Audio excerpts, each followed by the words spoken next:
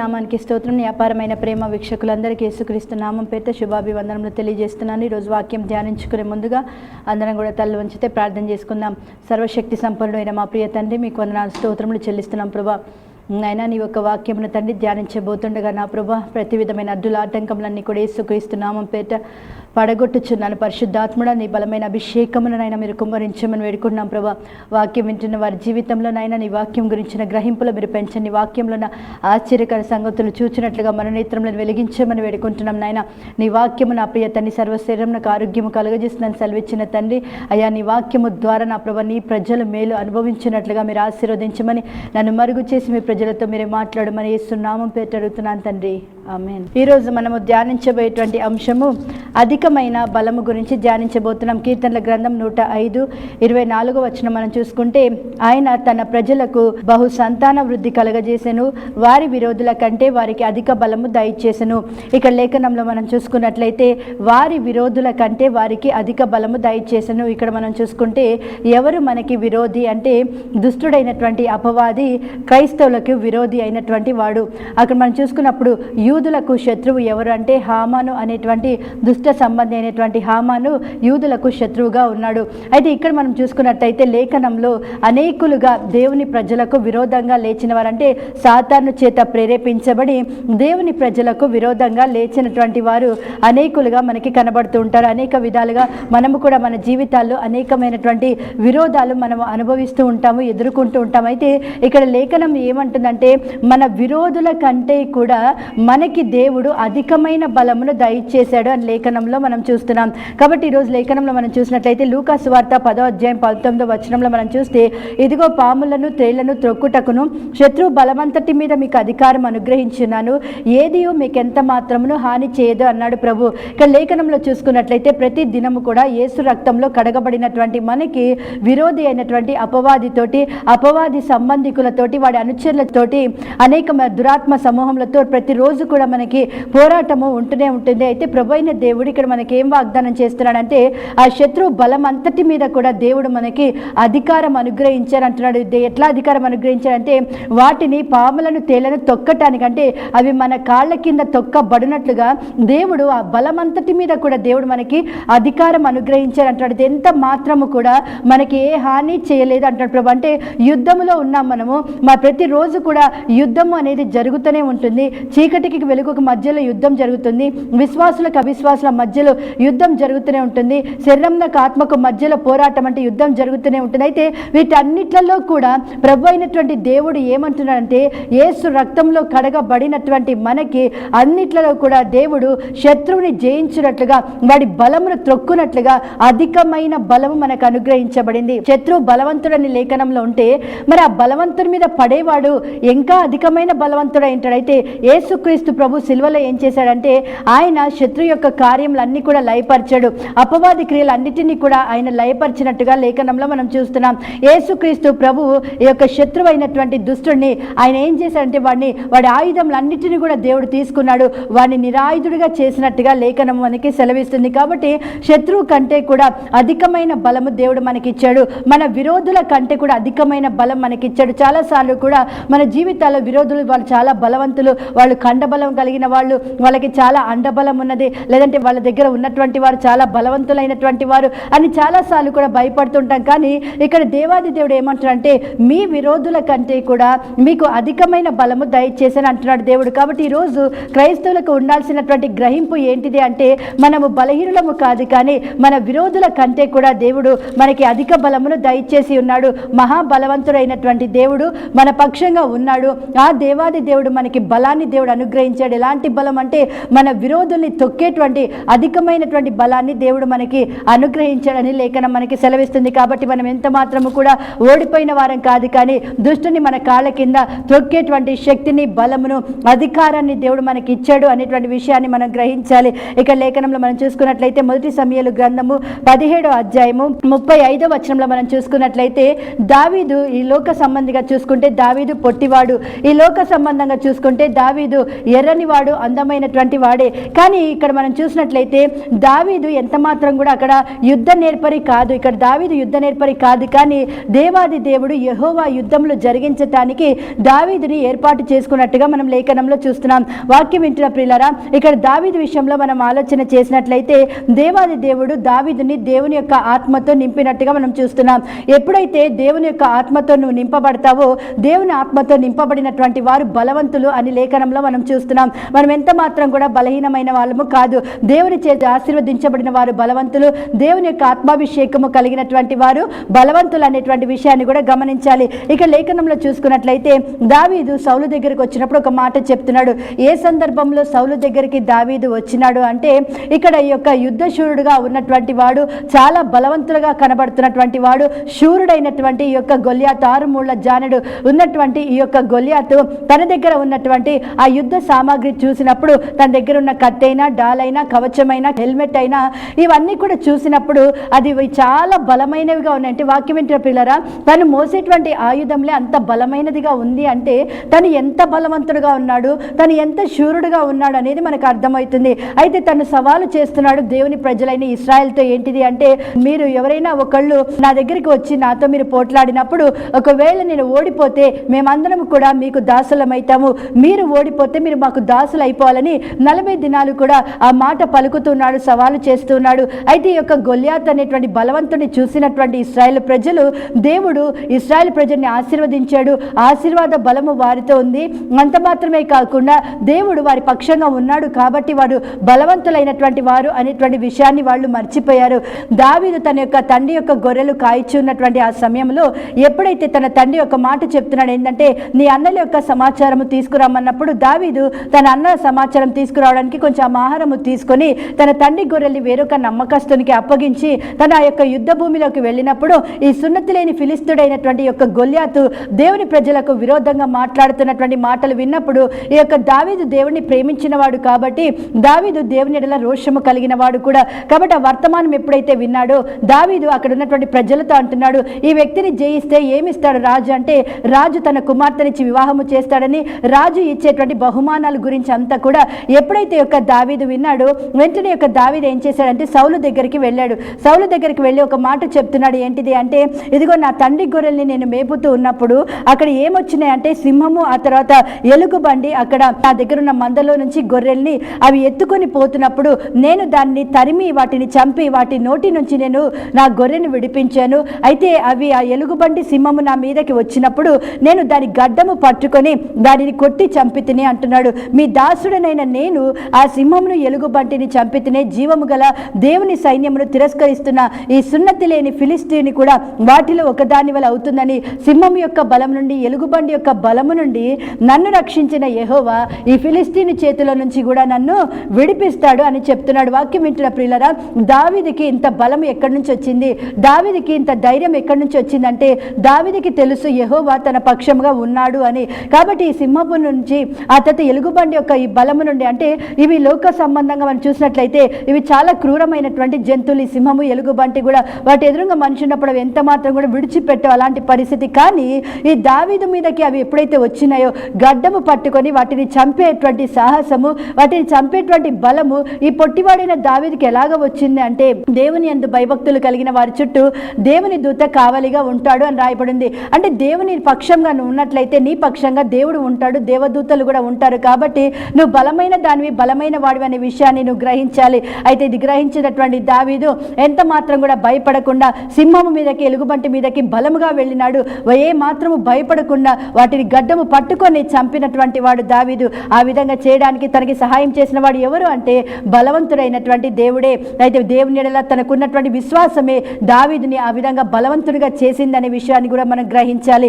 వాక్యం వింటున్న ప్రియులారా, ఎప్పుడైతే సౌలు దగ్గరికి వచ్చి ఈ మాట చెప్పాడో, కాబట్టి నిశ్చయముగా ఈ యొక్క గొల్యాతు చేతిలో నుంచి కూడా ప్రభువైన దేవుడు తప్పకుండా నన్ను విడిపిస్తాడు, తప్పకుండా జయాన్ని దేవుడు అనుగ్రహిస్తాడు. అంటే ఈ సింహము, ఎలుగుబంటితో సమానంగా ఈ యొక్క లోక సంబంధంగా బలవంతుడుగా, శూరుడుగా కనబడుతున్నటువంటి గొల్యాతుని సమానంగా, ఆ జంతువులతో సమానంగా పోలుస్తూ వీటి మీద జయమిచ్చిన దేవుడే ఈ ఫిలిస్తీన్ మీద కూడా జయమిస్తాడని పలకడం అనేది నిజంగా ఆశ్చర్యం కలిగిస్తుంది ఈ మాట.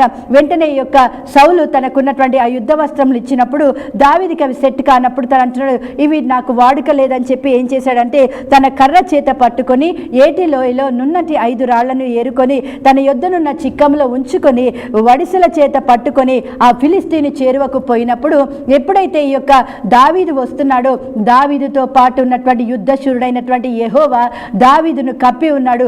దావీదు కంటే ముందుగా ఆయన వెళ్తూ ఉన్నాడు. కాబట్టి ఇక్కడ చూడండి, గొల్యాత్ అంత సురుడుగా ఉన్నా అంత బలవంతుడుగా ఉన్నప్పటికీ కూడా ఈ యొక్క చిన్నవాడు పొట్టివాడైన దావీదుని చూసినప్పుడు వెంటనే గొల్యాత్ అంటున్నాడు ఒక మాట, నేను కుక్కనాను, నా మీదకి వచ్చుచున్నావే, నేను కుక్కనాని దావీదుతో చెప్పి తన దేవతల పేరిట దావీదుని శపించడం ఆరంభించిన వాక్యం వింటున్న ప్రియులారా, ఈరోజు చాలా మంది కూడా మంత్రక్రియలని, చేతబడి క్రియలని, చిల్లంగితనమని, అనేకమైనటువంటి బాణమతని, ఇట్లా రకరకాలైనటువంటి క్రియల్ని చూస్తున్నప్పుడు చాలాసార్లు కూడా దేవుని నమ్మిన ప్రజలు కూడా భయపడుతున్నారు. కానీ ప్రభువైన దేవుడి రోజు వాక్యం వింటున్నటువంటి మీతోటి మాట్లాడుతున్న మాట ఏంటంటే, వాళ్ళు ఎలాంటి వారైనప్పటికీ కూడా వారందరికంటే కూడా వారు మాంత్రికులైన ఎవరైనా సరే దేవుడు అంటున్నాడు, మీ విరోధుల కంటే కూడా నేను మీకు అధిక బలమును దయచేశాను. ఆ ప్రయోగాలు ఏవి కూడా మిమ్మల్ని జయించవు, మీకు ఏవి కూడా హాని కలగచేయవు, కానీ వాటన్నిటిని కూడా మీ కాళ్ళ కింద తొక్కేటువంటి బలాన్ని నేను మీకు ఇచ్చానని ప్రభువైన దేవుడు అంటున్నాడు. ఎక్కడి నుంచి వచ్చింది ఈ బలం అంటే, సిలువలో దేవుడు చేసిన బలియాగము. ఈ బలాన్ని, శత్రు బలమంతటి మీద నీ బలాన్ని, ఈ జయాన్ని దేవుడు మనకి అనుగ్రహించాడు అనే సత్యాన్ని గ్రహించాలి. దేవత పేరిట శపిస్తున్నప్పుడు దావీదు భయపడిపోలేదు, ఆ దేవతల పేరిట శపిస్తున్నప్పుడు. కానీ దేవుని కొరకు నిలబడినటువంటి వాడు దావీదు. వాక్యం వింటున్న పిల్లలు, రోజు నువ్వు ధైర్యము చేయాలి. నువ్వు చూస్తున్నటువంటి ఆ రూపాలు చూసినప్పుడు నువ్వు భయపడడానికి వీల్లేదు. నీకు కనబడుతున్నటువంటి భయానకమైన కళలు చూసినప్పుడు అయ్యో వాడు నేనేదో చేసేస్తాడని భయపడడానికి వీల్లేదు. కానీ నువ్వు పలకాలి, నీలో ఉన్నవాడు లోకంలో ఉన్నవాని కంటే గొప్పవాడు, బలవంతుడు, సాహస కార్యములు చేయగలిగిన వాడు. కాబట్టి నీ మీద, నా మీద ఏది కూడా జయము పొందదు. యుద్ధము జరుగుతుంది, వారు నీ మీద యుద్ధము చేస్తారు, కానీ వారు నీ మీద జయము పొందరు అని ఇర్మియా భక్తుడితోటి దేవాది దేవుడు వాగ్దానము చేసిన విధముగా యుద్ధము జరిగినప్పటికీ కూడా ప్రతి దినము కూడా దుష్టుడైనటువంటి అపవాది నీ మీద అనేకమైనటువంటి యుద్ధములు ప్రకటించినప్పటికీ ఒక్కటి నువ్వు గుర్తుపెట్టుకోవాలి, దేవుడు మనకి ఎప్పుడు కూడా జయము ఇచ్చినటువంటి వాడే. ఇది గ్రహించినటువంటి దావీదు ఏం చేస్తున్నాడంటే, ఎంత మాత్రం కూడా శపించిన మాటలకి అతను భయపడలేదు. కానీ అతను ఏం చేస్తున్నాడంటే ఈ గొల్యాతు దగ్గరికి పరిగెత్తుతున్నాడు. గొల్యాతు ఒక మాట అంటున్నాడు, నువ్వు నా దగ్గరికి రా, నీ మాంసమును ఆకాశ పక్షులకి, ఆ తర్వాత భూమృగాలకి నేను వేస్తాను అని చెప్పి మాట్లాడినప్పుడు కూడా దావీదు ఎంత మాత్రం భయపడలేదు. అమ్మో బలవంతుడిగా కనబడుతున్నాడు, శూరుడుగా కనబడుతున్నాడు, తన దగ్గర చాలా పెద్ద కత్తి, నా దగ్గర అలాంటివి ఏమీ లేవు కదా అని లోక సంబంధిగా దావీదు ఆలోచన చేయలేదు. కానీ దేవుని ఎడల విశ్వాసము కలిగిన దావీదు, తన పక్షంగా దేవుడు ఉన్నాడని విశ్వసించినటువంటి దావీదు, తనకి ముందుగా దేవుడు నడుస్తాడని తెలుసుకున్నటువంటి దావీదు ఏం చేశాడంటే, ఏ మాత్రము కూడా ఆ శాపవచనాలకి భయపడలేదు.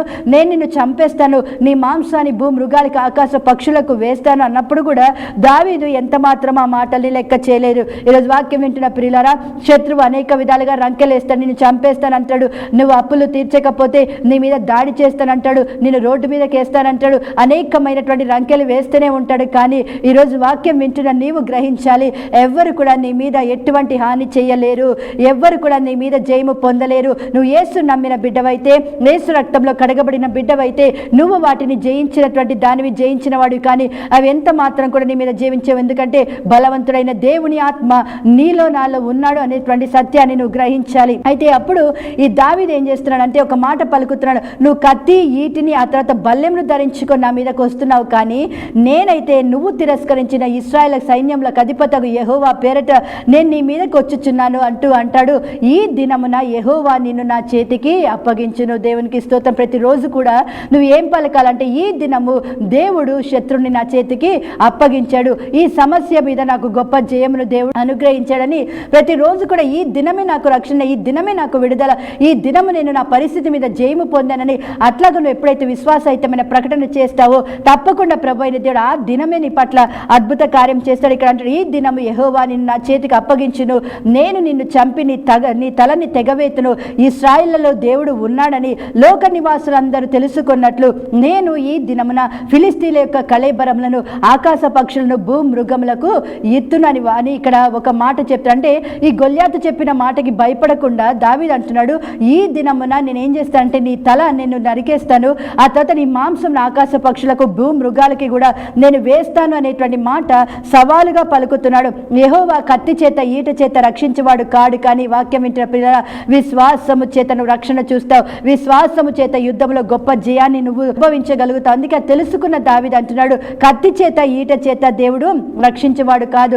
యుద్ధమునకు గుర్రములను సిద్ధపరచుట కద్దు, కానీ రక్షణ యెహోవా ఆధీనమని రాయబడింది. కాబట్టి నువ్వు సైన్యంతో జయము పొందలేవు, కానీ దేవుడు నీ పక్షంగా ఉన్నప్పుడు, దేవుని మీద నువ్వు విశ్వాసం ఉంచినప్పుడు ఎంత గొప్ప సైన్యం నీ మీదకి దండెత్తి వచ్చినా సరే దావీదు జయము పొందినట్టుగా మనము కూడా జయము పొందుతామనే సత్యాన్ని గ్రహించాలి. అయితే ఇక్కడ ఆ ఫిలిష్తీయుడు లేచి దావీదును కలియటానికి అతనికి ఎదురుగా వచ్చినప్పుడు వెంటనే ఈ దావీదు ఏం చేస్తున్నాడంటే పరిగెత్తుకొని పోయి ఈ యొక్క గొల్యాతును ఎదుర్కొని తన సంచిలో చెయ్యి వేసి అందులో నుంచి ఒక రాయి తీసి వడిసెలతో విసిరి ఆ ఫిలిష్తీయుని యొక్క నుదుట కొట్టినప్పుడు ఆ రాయి అతని యొక్క నుదుట చొచ్చినందున వాడు నేలన బోర్లా పడెను. దేవునికి స్తోత్రం. చూడండి, వాక్యం వింటున్న ప్రియులారా, దేవుని మందసం ఎదుట దాగోను బోర్లా పడింది, చేతులు విరిగిపోయినాయి, నిలబెట్టడానికి వీలు లేకుండా పడిపోయింది అది. అలాగే యేసు ప్రభుని నమ్మినటువంటి వారి ఎదుట ప్రతి సమస్య కూడా బోర్లా పడుతుంది, శత్రువు బోర్లా పడతాడనే సత్యాన్ని కూడా ఈరోజు నువ్వు జ్ఞాపకము చేసుకోవాలని దేవాది దేవుడు ఇక్కడ ఈరోజు సెలవిస్తున్నాడు. భయపడద్దు అంటున్నాడు ప్రభు. ఇక్కడ చూసుకున్నట్లయితే దావీదు ఎదుట ఈ యొక్క గొల్యాతు బోర్లా పడితే 50వ వచనంలో దావీదు ఫిలిష్తీయుని కంటే బలాఢ్యుడే అని రాయబడింది. వాక్యం ఏంటంటే పిల్లలు ప్రభు ఏమంటారంటే మీ విరోధుల కంటే మీకు అధిక బలము దయచేశాను. ఈ లోక సంబంధిగా ఈ లోకానుసారంగా గొల్యాతు చాలా బలవంతుడు, గొల్యాతు చాలా శూరుడైనటువంటి వాడే. కానీ ఇక్కడ మనం చూసుకున్నట్లయితే దావీదు ఎంత శూరుడంటే, దావీదు ఎంత బలవంతుడంటే గొల్యాతుని చంపే అంత బలవంతుడుగా దావీదు మార్చబడటానికి కారణం ఏంటిదంటే ప్రభు వాగ్దానం, మీ విరోధుల కంటే కూడా మీకు అధిక బలం నేను ఇచ్చాను అన్నాడు. అయితే ఇక్కడ ఫిలిష్తీయుని కంటే కూడా దావీదు బలాఢ్యుడై ఖడ్గము లేకయే వడిసెలతో రాతితో ఫిలిష్తీని కొట్టి చంపాడు. వాడు బోర్లా పడగా దావీదు పరిగెత్తిపోయి ఫిలిష్తీన్ మీద నిలుచుండి వాని కత్తి వరదూసి దానితో వాని చంపి వాని తల తెగవేసెను అని రాయబడింది. ఫిలిష్తీయుల సూర్యుడు చచ్చుట చూచి వాళ్ళు పారిపోయినట్టుగా లేఖనంలో మనం చూస్తున్నాం. వాక్యం వింటున్న పిల్లరా గమనించారు, శత్రు సైన్యము భయపడిపోయారు. ఎందుకంటే వాళ్ళు ఫిలిష్తీయులు అక్కడ ఉన్నటువంటి గొల్యాతు సూర్యుడు అనుకున్నారు. ఆ తర్వాత ఇశ్రాయేల్ ప్రజలు కూడా గ్రహింపు లేని వారు అతను సూర్యుడు అని భయపడ్డారు. కానీ దావీదు దేవుడిని ఆధారం చేసుకొని దేవుని మీద విశ్వాసం ఉంచి దేవుని అభిషేకము కలిగినటువంటి వాడే ఎప్పుడైతే ముందుకి సాగినాడు దేవుని మీద గ్రహింపు కలిగి, అద్భుతం ఏంటిదంటే దావీదు ఫిలిష్తీయుని కంటే బలాఢ్యుడై ఉన్నాడు. ఫిలిష్తీయులందరూ చూశాడు, వారి యొక్క సూర్యుడి కంటే కూడా ఈ యొక్క దావీదు బలవంతుడుగా వాళ్ళకి కనబడ్డాడు. కాబట్టి ఇక్కడ జరిగిన విషయం ఏంటంటే వాళ్ళందరూ కూడా ఫిలిష్తీయులు ఆ యొక్క సూర్యుడైనటువంటి గొల్యాతు చంపబడుతూ చూసి వాళ్ళందరూ కూడా భయపడి వాళ్ళు పారిపోయినట్టుగా లేఖనంలో మనం చూస్తున్నాం. దేవునికి స్తోత్రం. ఇక్కడ చూసినట్లయితే వాక్యం వింటున్న ప్రియులారా, దేవుడు ఈ యొక్క గొప్ప కార్యము దావీదుని వాడుకొని దేవుడు జరిగించినట్టుగా మనం లేఖనంలో చూస్తున్నాం. కాబట్టి ఈరోజు నీ జీవితంలో కూడా దేవుడు రక్షణ అనుగ్రహించటానికి దేవుడు సమర్థుడు. మనకి దేవుడు అన్ని విషయాల్లో కూడా అధికమైన బలాన్ని దేవుడు అనుగ్రహించాడు. నీ దేవుడు నీకు బలము కలగా నియమించాడు. దేనికి బలము కలగా నియమించాడంటే శత్రుని ఎదిరించే బలము నీకున్నది, శత్రుని నీ కాళ్ళ కింద అణగద్రొక్కే బలము నీకున్నది, నీ మీదకి లేచిన ప్రతి సమస్యని విరోధాన్ని అణగద్రొక్కేటువంటి బలము దేవాది దేవుడు ఆయన నామాన్ని బట్టి మనకు అనుగ్రహించాడు అనేటువంటి విషయాన్ని మన జీవితంలో మనము గ్రహించాలి. వాక్యం వింటున్న ప్రియులారా, యేసు రక్తంలో కడగబడినటువంటి మనము క్రీస్తు యొక్క సైనికులుగా ఉన్నాము. సైన్యంలో మనం ఉంటున్నాం. కాబట్టి సైనికుడు ఎప్పుడు కూడా భయపడి వెనుతిరగడానికి వీల్లేదు, కానీ యుద్ధంలో ముందుకి సాగిపోతూనే ఉండాలి. నాయకుడు ఇచ్చేటువంటి ఆ యొక్క సూచనలు తీసుకొని నాయకుడి యొక్క జ్ఞానము చొప్పున నాయకుడు చెప్పినటువంటి పద్ధతిలో విధానంలో ముందుకి సాగినప్పుడు సైనికుడు ఎప్పుడు కూడా శత్రు మీద ఖచ్చితంగా జయము పొందుతాడనే విషయాన్ని గమనించాలి. క్రీస్తు సైనికులుగా మన నాయకుడు పోరాటంలో గొప్ప జయమును పొందినాడు. ఆయన జయము పొందినాడు. ఆయన తన ప్రజలకి ఆ జయాన్ని దేవుడు అనుగ్రహించినాడు. గనుకనే ఈ రోజు ప్రతి పరిస్థితుల్లో కూడా మనల్ని జయోత్సాహముతో మనల్ని ఊరేగించేటువంటి దేవుడు.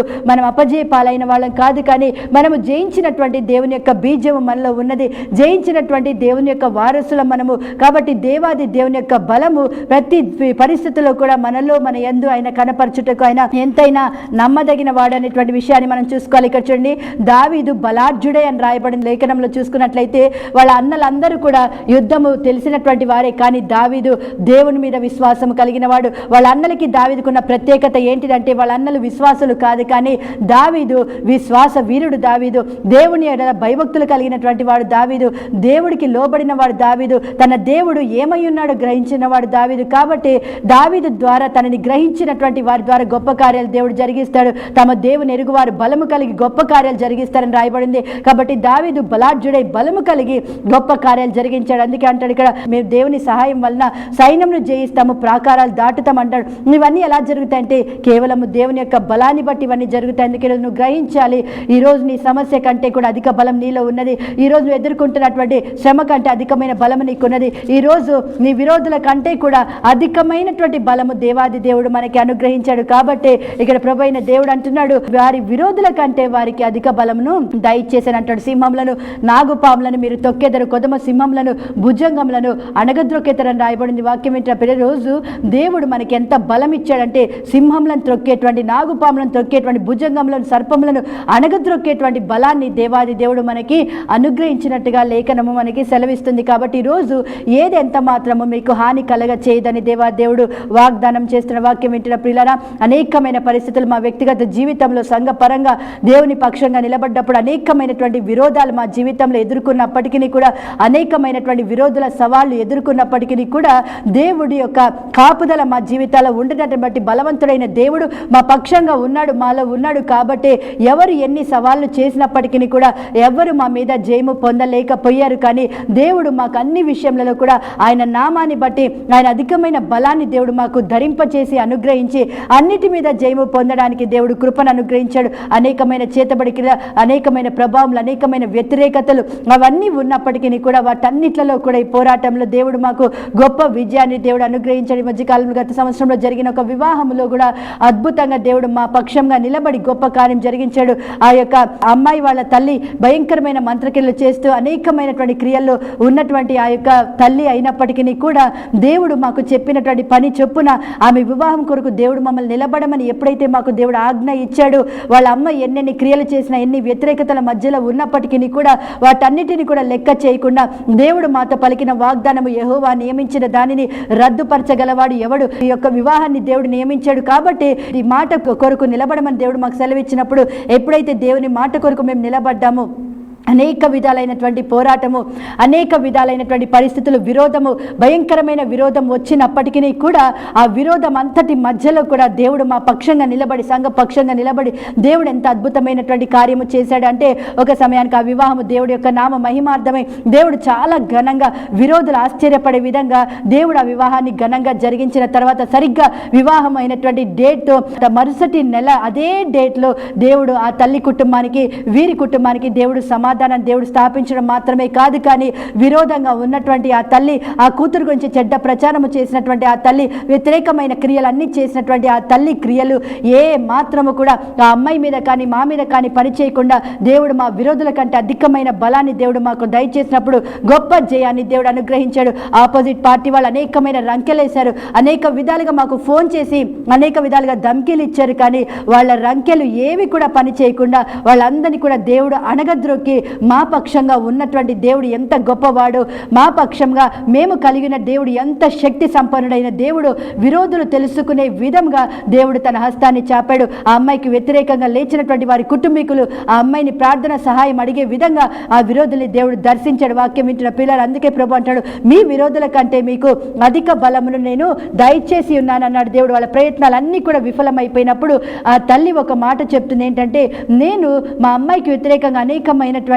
క్రియలు నేను చేశాను, కానీ యేసు ప్రభుని ఆమె నమ్ముకుంది కాబట్టి అవి ఏవి కూడా ఆమె మీద పని చేయలేదు అనేటువంటి మాట ఆ యొక్క తల్లి చెప్పడం ఆరంభించింది. వాక్యం వింటే పిల్లలు ఎంత గొప్ప దేవుడు మన దేవుడు, ఎంత గొప్ప కార్యాలు జరిగించేవాడు మన దేవుడు. ఈరోజు చూడండి, వాళ్ళ ఇంటికి వెళ్ళి ఆమె ధైర్యంగా వాళ్ళ ఇంటి వాళ్ళ కొరకు ప్రార్థన చేసి వచ్చేటువంటి స్థితిని దేవుడు ఈరోజు ఆ అమ్మాయికి అనుగ్రహించాడు. దేవుడు ఎంత గొప్పవాడు, దేవుని కొరకు నమ్మి నిలబడినప్పుడు ఆమె పక్షంగా దేవుడు వివాహం జరిగించాడు.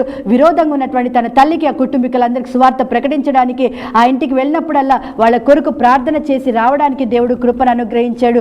నిశ్చయంగా కుటుంబాన్ని దర్శించి రక్షించడానికి కూడా దేవుడు సమర్థుడని నేను నమ్ముతున్నాను. అందుకే ప్రభు అయిన దేవుడు అంటాడు, వారి విరోధుల కంటే అధికమైన బలమును మీకు దయచేశాను. ఈ గొప్ప సవాల్తో కూడినటువంటి వివాహం మధ్యలో ప్రభు ఎంత బలవంతుడో మాకై మేము వ్యక్తిగతంగా చూసే విధంగా దేవుడు మాకు కూడా కనపరచండి. దేవుని కొరకు నువ్వు నిలబడితే, దావీదు నిలబడినట్టుగా, మోషే నిలబడినట్టుగా నువ్వు నిలబడగలిగితే నీ పక్షంగా ప్రభు అద్భుతమైనటువంటి కార్యము జరిగించడానికి దేవుడు సమర్థుడు.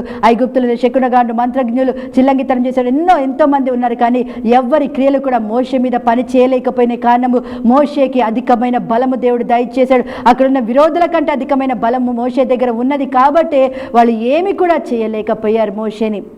మోషే ద్వారా వాళ్ళలో భయం కలిగించాడు దేవుడు, కానీ మోషేని మాత్రం వాళ్ళు ఏమి కూడా చేయలేకపోయారు. ఈరోజు కూడా దేవుడు మార్పు లేనటువంటి వాడే. పౌలు వాళ్ళకి కూడా అనేకమైన పోరాటాలు వచ్చాయి, కానీ ఆ చేతికి చుట్టుకున్నటువంటి ఆ పాముని అగ్నిలో జాడించేసినాడు పౌలు. అంటే వాక్యం వింటున్నప్పుడు అధికమైన బలం పామును మీరు ఎత్తి పట్టుకుంటారన్న అధికారాన్ని, బలాన్ని దేవుడు మనకి అనుగ్రహించాడు. కాబట్టి నువ్వు దేనికి కూడా భయపడద్దని దేవుని లేఖనం సెలవిస్తుంది. కాబట్టి మన విరోధుల కంటే అధికమైన బలము దేవుడు మనకి అనుగ్రహించున్నాడు.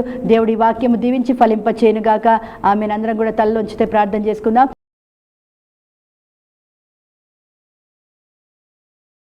పరిశుద్ధుడా, సర్వశక్తి కలిగిన మా తండ్రి, మీకు వందనాలు చెల్లిస్తున్నాం ప్రభా. దేవా, మా విరుద్ధుల కంటే నువ్వు మాకు అధిక బలము దయచేసి ఉన్నావని తండ్రిని వాగ్దానం చేసావు, నీకు స్తోత్రం. దేవాన్ని సిలువను బట్టి నా ప్రభా, నువ్వు మాకు ఇచ్చిన గొప్ప జయాన్ని బట్టి మీకు స్తోత్రం. దేవా, నీకు స్తోత్రములు తండ్రి. ప్రభా రజ అయ్యా, పాములను తేలను తొక్కటానికి శత్రు బలమంతటి మీద నువ్వు మాకు అధికారం ఇచ్చి ఉన్నావని, అది ఎంత మాత్రం ఏ విధంగా కూడా హాని కలగ చేయదని ప్రభను వాగ్దానము చేసి ఉండగా నా ప్రభా నీకు స్తోత్రం. నాయన, జీవం గల తండ్రి, ఈ లోకంలో బలవంతులుగా శూరులుగా పిలువబడుతున్న వారి అందరి కంటే కూడా అధికమైనటువంటి బల పరాక్రమములను తండ్రి ప్రభనైనా అయ్యా, నీ నామాన్ని బట్టి నీ ఆత్మ ద్వారానైనా నువ్వు మాలో అనుగ్రహించిన దేవుడు, ఉంచిన దేవుడని ప్రభ వాక్యమైన ప్రతి ఒక్కరు కూడా తెలుసుకుంటూ మీరు బలపరచండి నాయన. ప్రేమగల మా ప్రియ తండ్రి, నీకు స్తోత్రంలో నైనా. యేసయ్య సూర్యుడైనటువంటి గొల్యాతుని జయించినటువంటి దావీదుల వలె నా ప్రభా మీకు స్తోత్రం నైనా. దేవ, వాని కత్తి తీసుకొని వాడిని చంపినటువంటి నా ప్రభ దావీదు వలె నా ప్రియ దేవ యేసయ్య, నీకు నువ్వు ఇచ్చిన జయమును పట్టుకొని ప్రభా నీకు స్తోత్రం నైనా. ముందుకి సాగేటువంటి కృప ప్రతి బిడ్డకు మీరు దాయిచ్చేయమని వేడుకున్నాం. ఎవరు ఏ బంధకాల్లో ఉన్నా, ఏ చేతబడి మంత్ర శక్తులతో బాధించబడుతున్నా, యేసు శక్తి కలిగిన నామం పెట్టే వారి జీవితాల్లో విడుదల కలుగునట్లుగా నేను ఆజ్ఞాపిస్తున్నానయ్యా. ఇప్పుడే దేవుని యొక్క అభిషేకం వారి జీవితాల్లో నాయన విడుదల చేస్తుండగా ప్రభు, ఇప్పుడే స్వస్థత యేసు నామంలో కలుగును గాక. ప్రతి దయ్యపు కార్యములైనా యేసు అగ్నితో కాల్చబడును గాక. వారికి విరోధంగా ప్రయోగించబడిన ప్రతి విధమైన ప్రయోగములన్నీ కూడా యేసు క్రీస్తు నామం పేట నాశనము చేస్తున్నాను నాయన. నీ ప్రజలకునైనా విడుదల, అయ్యా శత్రులకు నా ప్రభ అవమానమునైనా కలుగునట్లుగా నా దేవ, నీ నామ మహిమార్థమై నీ ప్రజలను విడిపించి నా ప్రభ ఆశీర్వదించి నీ నామ మహిమార్థమై నిలబెట్టుకోమని ప్రతి ఒక్కరిని ప్రభా మీ రక్తంతో ముద్రించి గొప్ప కార్యములు జరిగించమని యేసు నామం పేరు అడుగుతున్నాను తండ్రి. ఆమేన్. దేవుడు మిమ్మల్ని సమృద్ధిగా దీవించునుగాక. ఆమేన్.